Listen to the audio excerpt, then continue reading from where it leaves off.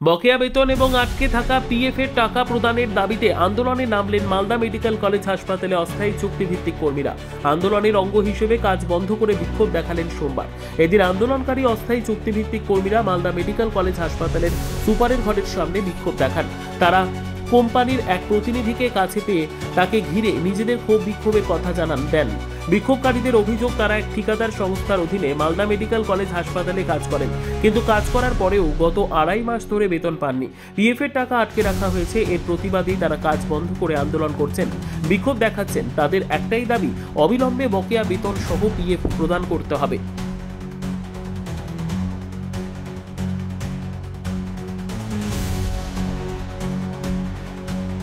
আমরা 2.5 মাস ধরে পিএফ বেতন হয়নি এবং আমাদের পিএফ 8 মাস ধরে পিএফ আটকে আছে। এসআই মনে হয় কয়েকদিন আগে মেসেজ মনে হয় আসলো এসআই, কিন্তু পিএফ না 8 মাস ধরে বেতন তো আমাদের হচ্ছে না।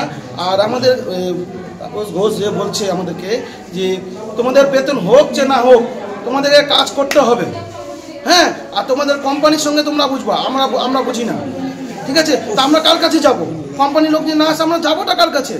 কতজন আছে তোমরা? আমরা 173 জন আছি। কি বলছে হাসপাতাল? বলছে তোমাদেরকে কাজ করতে হবে, 6 মাস ধরে বেতন দাও, আর 2 মাস ধরে বেতন দাও, আমি দেখতে যাবো না। কোম্পানির লোক কি বলছে? কোম্পানির লোক তো এখানে এসে ঢুকে আছে, এখন কিন্তু আমাদের পাত্তা নাই, শুধু আজকাল করে দেখাচ্ছে আমাদেরকে। আচ্ছা, কোথায় এসছে?